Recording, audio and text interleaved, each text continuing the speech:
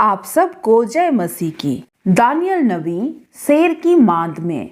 यह उस समय की बात है जब राजा दर्रा को यह अच्छा लगा कि अपने राज्य के ऊपर 120 ऐसे अधिपति ठहराए जो पूरे राज्य में अधिकार रखे, और उनके ऊपर उसने 3 अध्यक्ष जिसमें से दानियल एक था इसलिए ठहराया कि वे उन अधिपतियों से लेखा लिया करे और इस रीति से राजा की कुछ हानि ना हो पाए।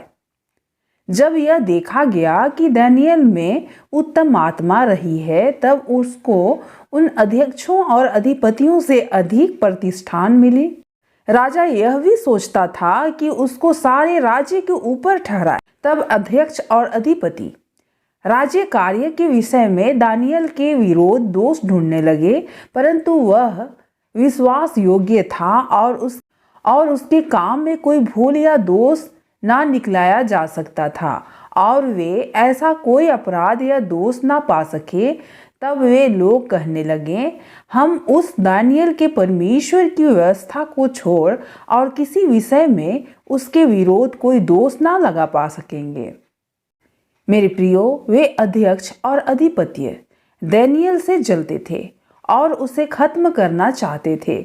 वे जानते थे कि दानियल हर दिन 3 बार यहोवा से प्रार्थना करता था, इसलिए उन्होंने दारा से कहने का निर्णय लिया और वे अध्यक्ष और अधिपति राजा के पास उतावले से आए और उससे कहा, हे राजा दर्रा, तू युग युग जीवित रह।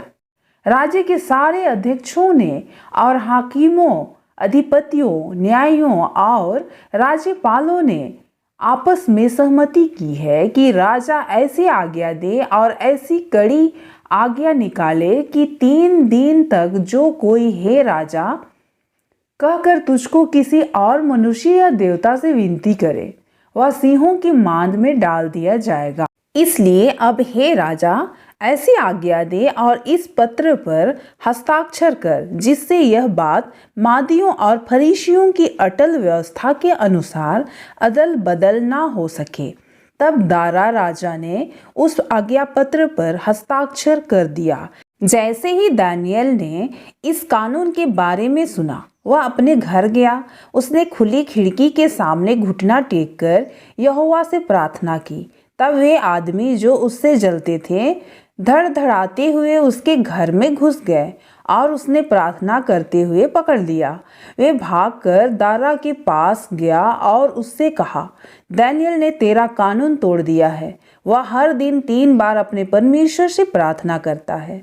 दारा दानियल को बहुत पसंद करता था, इसलिए वह नहीं चाहता था कि दानियल मर जाए। वह पूरा दिन सोचता रहा कि कैसे दानियल को बचाए, मगर एक बार जब राजा किसी कानून पर हस्ताक्षर कर देता तो वह भी उसे बदल नहीं सकता था।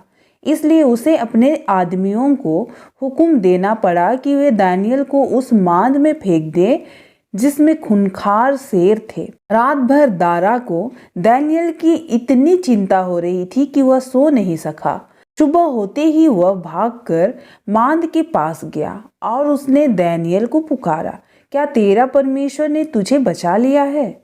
दारा को एक आवाज सुनाई दी। वह दानियल की आवाज थी। उसने दारा से कहा, यहोवा के स्वर्गदूत ने शेरों का मुंह बंद कर दिया और उन्होंने मुझे कुछ नहीं किया। दारा बहुत खुश हुआ।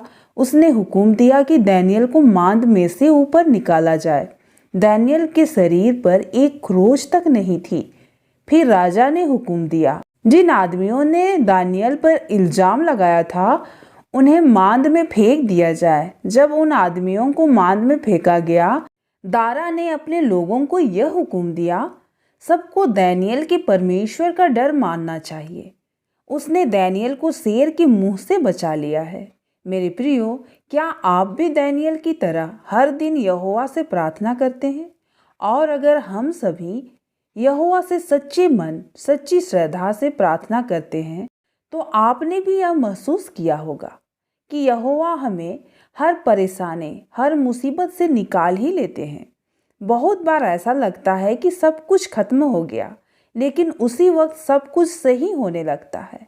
यहोवा जानता है कि जो उसकी भक्ति करते हैं उन्हें परीक्षा से कैसे निकाला जाए। मेरे प्रियो, प्रार्थना अगर दिल से की जाए, परमेश्वर पर पूरा विश्वास हो, तो कोई हमारा कुछ भी नहीं कर सकता।